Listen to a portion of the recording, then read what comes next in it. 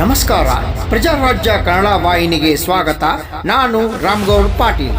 CM ಸಿದ್ದರಾಮಯ್ಯನವರ ಬೆಳಗಾವಿ ಜಿಲ್ಲೆಯ ಮಳೆ ಹಾನಿ ಗಮನಿಸಿ ಯೋಗ್ಯ ಪರಿಹಾರ ನೀಡುವಂತೆ ರಾಜ್ಯಸಭಾ ಸದಸ್ಯ ಈರಣ್ಣ ಕಡಾಡಿ ಇಂದು ಪತ್ರಿಕಾಗೋಷ್ಠಿ ಬೆಳಗಾವಿಯಲ್ಲಿ ನಡೆಸಿದರು. ರಾಮಗೌಡ ಪಾಟೀಲ್, ಪ್ರಜಾರಾಜ್ಯ ಕನ್ನಡ ನ್ಯೂಸ್, ಬೆಳಗಾವಿ. ಆಗ್ರಹ ಮಾಡ್ತಾ ಇದ್ದೀನಿ, ಒಂದು ಸರಿಯಾದ ಸರ್ವೆ ಆಗಬೇಕು. ನಂಬರ್ 1, ಸರ್ವೆ ಸರಿಯಾಗಿ ಆಗಲಿಲ್ಲ ಅಂದ್ರೆ ಯಾರು ಬೇಕಾದ್ರೂ ಅದು ದುರುಪಯೋಗ ತಗೋತಾರೆ. ವಿದ್ಯುತ್ ಮನೆಗಳು ಸಮೀಕ್ಷೆ ಸರಿ ಆಗ್ತಾ ಇಲ್ಲ, ಒತ್ತಡಕ್ಕೆ ಯಾರೋ ಒತ್ತಡಕ್ಕೆ ಮಾಡಿ ಅಂದ್ರೆ ಆ ಸಮೀಕ್ಷೆ ಸರಿ ಆಗಿಲ್ಲ ಅಂದ್ರೆ ಬಾಲಂಗುಚಿಗಳು ತಗೊಂಡ್ಬಿಡ್ತಾರೆ. ಪಾಪ ರಾಸಾಯನಿಕರು ಇನ್ನೂ ಉಳಿತಾರ. ನಾನು ನಿನ್ನೆ ಹೋದಾಗ ಹೋದ ವರ್ಷ ಬಿದ್ದಂತ ಮನೆಗೂ ಇನ್ನೂ ಪರಿಹಾರ ಕೊಟ್ಟಿಲ್ಲ. ಅವ್ನು ನದಿ ದಂಡಿ ಒಳಗದ. ಅವ ಆಗ್ರಹ ಮಾಡ್ತಾ ಇದ್ದ, ನಾನು ಇಲ್ಲೇ ಉಳಿತೇನೆ, ನನಗೆ ಏನ್ ಬೇಕಾದ ಆಗ್ಲಿ ಅಂತ. ಆದ್ರೆ 100 ಜನ ರಿಕ್ವೆಸ್ಟ್ ಮಾಡಿ ಅವ್ನು ವಾಪಸ್ ಕರ್ಕೊಂಡ್ ಬಂದ. ಅಂದ್ರೆ ಅನೇಕ ಕಡೆ ಈ ರೀತಿಯಾದಂತಹ ಘಟನೆಗಳು ನಮ್ಮ ಕಣ್ಣೆದುರಿಗೆ ಬಂದಾಗ ಅದನ್ನು ಮುಖ್ಯಮಂತ್ರಿಗಳು ಗಮನ ತರುವಂತದ್ದು, ಆಡಳಿತ ವ್ಯವಸ್ಥೆ ಗಮನ ತರುವಂತ ನಮ್ಮ ಜವಾಬ್ದಾರಿ ಅಂತ ಹೇಳಿ ನಿಮ್ಮ ಮೂಲಕ ನಾನು ಹೇಳಲಿಕ್ಕೆ ನಾನು ಬಯಸ್ತೀನಿ. Survey number 1 ಸರಿಯಾಗಬೇಕು. ಮತ್ತು ನೀವು ಜಿಲ್ಲೆಗೆ ಬಂದಾಗ ನೀವು ಎಷ್ಟು ದುಡ್ಡು ಬಿಡುಗಡೆ ಮಾಡಿದಿರಿ, ಇನ್ನು ಮುಂದಿನ ದಿವಸ ಮನಿ ಬಿದ್ದರೆ ಎಷ್ಟು ಕೊಡ್ತೀರಿ, ಬಾದ್ಶಾ ಮನಿ ಕುಸಿದ್ರೆ ಎಷ್ಟು ಕೊಡ್ತೀರಿ, ಮನೆಯೊಳಗೆ ನೀರು ಹೋಗೋರು ತಕ್ಷಣ ಪರಿಹಾರ ನಾವು 10,000 ರೂಪಾಯಿ ಕೊಟ್ಟಿದ್ದೇವೆ. ಅವ್ರು ನೀವು 1 ರೂಪಾಯಿ ಕೊಟ್ಟಿಲ್ಲ ಇವತ್ತಿನ ತನಕ. ಈ ರೀತಿಯಾದಂತಹ ಘಟನೆಗಳನ್ನ ಭರವಸೆ ಕೊಟ್ಟು ಬರ್ತಾ ಇದ್ದಾರೆ, ಭರವಸೆ ಕೊಟ್ಟು ಬರ್ತಾ ಇದ್ದಾರೆ. ಅದೇ ಭರವಸೆ ಕೊಡೋದಾಗಬಾರ್ದು ಅಂತ ಅದನ್ನ ಹೇಳ್ತಾ ಇದ್ದೀನಿ. ಎಷ್ಟು ಬ್ರಿಡ್ಜು ಬಿದ್ದಾವ, ಅದಕ್ಕೆ ದುಡ್ಡು ಬಿಡುಗಡೆ ಮಾಡ್ತಾ ಇದ್ರಿ. ಎಷ್ಟು ರಸ್ತೆ ಕೆಟ್ಟದ, ನೀವು ಅದಕ್ಕೆ ದುಡ್ಡು ಬಿಡುಗಡೆ ಮಾಡ್ತಾ ಇದ್ರಿ. ಮುಂದಿದೆಲ್ಲ ಆದ ನಂತರ ಆರೋಗ್ಯಕ್ಕೆ ಹಾನಿ ಆಗ್ತದ, ಅದಕ್ಕೆ ದುಡ್ಡು ಬಿಡುಗಡೆ ಮಾಡ್ತೀರಿ.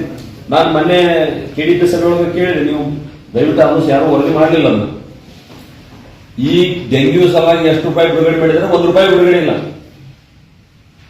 ಡೆಂಗ್ಯೂ ಬಂತಲ್ಲ ಜಿಲ್ಲೆಗೆ, ಅದಕ್ಕೆ ಸಂಬಂಧಪಟ್ಟಂಗೆ ಏನಾದ್ರು ಎಕ್ಸ್ಟ್ರಾ ದುಡ್ಡು ಬಿಡುಗಡೆ ಮಾಡಿದ್ರೆ 1 ರೂಪಾಯಿ ಬಿಡುಗಡೆ ಆಗಿರಲಿಲ್ಲ. ಅವರು ಇದು ಹಂಗೆ ಆಗ್ತದೆ. ನಾವು ಚರ್ಚೆ ಮಾಡ್ತೀವಿ, ಪ್ರವಾಹ ಇಳಿದ ಮೇಲೆ ಯಾರು ಅದ್ರ ಬಗ್ಗೆ ಚರ್ಚೆ ಮಾಡೋದಿಲ್ಲ. ಸರ್, ಈವರೆಗೂ ಎಷ್ಟು ಹಾನಿ ಆಗಿದೆ ಅಂದಾಜು ಸರ್ ಬೆಳಗಾವಿ ಜಿಲ್ಲೆಯಲ್ಲಿ? ಅಲ್ಲ, ಸರ್ವೆ ಆಗ್ಬೇಕಲ್ಲ. ಈಗ ನಾನು ಬೆಳೆ ಹಾನಿ ಸುಮಾರು 50,000 ಹೆಕ್ಟರ್ ಪ್ರದೇಶಗಳು ಬೆಳೆ ಹಾನಿ ಆಗಿದೆ ಅನ್ನೋದು ನನಗೆ ಅಂದಾಜದ. ಯಾಕಂದ್ರೆ ನಾನು ಒಬ್ಬ ರೈತ ಆಗಿ ಎಷ್ಟು ಪ್ರದೇಶ ಹೋಗ್ಯದ, ಕೃಷ್ಣಾ ನದಿ ಗುಂಟೆ ಎಷ್ಟು ಹೋಗ್ಯದ, ಘಟಪ್ರಭಾ ನದಿ ಗುಂಟೆ ಎಷ್ಟು ಹೋಗ್ಯದ, ಆ ಲೆಕ್ಕ ಪ್ರಕಾರ ಒಂದು 50,000 ಹೆಕ್ಟರ್ ಮಿನಿಮಮ್ ಒಂದು ಸಮೀಕ್ಷೆ ಆಗಲಿ ಸರ್. ಈಗ ನೋಡ್ರಿ, ಬಹಳ ನಾನು ಅದನ್ನ ವಿಡಿಯೋ ಬೇಕಾದ್ರೆ ನಿಮ್ಗೆ ಬಿಡ್ತೀನಿ. ಈಗ ಮೊನ್ನೆ ನಾನು ಕೇಳಿದ ಪ್ರಶ್ನೆಗೆ ಅಂದ್ರೆ ನಾನು ಮಾತಾಡಿದೆ ಅವತ್ತು. ಕೇರಳದ ಒಂದು ನಮ್ದು ಕಾಲಿಂಗ್ ಅಟೆನ್ಷನ್ ಅಂತ ಒಂದು ಸೆಕ್ಷನ್ ಬರ್ತದೆ. ಯಾವುದೇ ನಮ್ದೇನು ಪೂರ್ವ ನಿರ್ಧಾರಿತ ಕಾರ್ಯಕ್ರಮ ಇರ್ತದೆ, ಲೋಕಸಭೆ ರಾಜ್ಯಸಭೆ, ಆ ಪೂರ್ವ ನಿರ್ಧಾರಿತ ಕಾರ್ಯಕ್ರಮಗಳನ್ನು ರದ್ದುಪಡಿಸಿ ಮಾತಾಡಬೇಕಾದ್ರೆ ಸೆಕ್ಷನ್ಗಳು, ಆ ಸೆಕ್ಷನ್ಗೆ ಹೋಗಿ ನಾವು ಮಾತಾಡಬೇಕು. ಅಲ್ಲಿ ವಿರೋಧ ಪಕ್ಷದವರು ಕಾಲಿಂಗ್ ಅಟೆನ್ಷನ್ ಕೊಟ್ಟಿದ್ರು. ನಾನು ಕೂಡ ಅದರೊಳಗೆ ಸೇರ್ಕೊಂಡೆ. ಕಾಲಿಂಗ್ ಅಟೆನ್ಷನ್ ಆಡಳಿತ ಪಕ್ಷವಾಗಿ ನಾನು ಕೂಡ ಕಾಲಿಂಗ್ ಅಟೆನ್ಷನ್ ಸೇರ್ಕೊಂಡು ನಾನು ಈ ಕೇರಳದ ಮಾತಾಡ್ತಾ ಕೇರಳದ ಮಾತಾಡೋ ಸಲುವಾಗಿ ಕರೆದಿದ್ದು. ಆದ್ರೆ ಕೇರಳದ ಮಾತಾಡ್ತಾ ನಾನು ನಮ್ಮ ರಾಜ್ಯದಲ್ಲಿ ನಾನು ಮಾತಾಡಿದೆ, ಒಬ್ಬ ಈ ರಾಜ್ಯದ ಸದಸ್ಯ.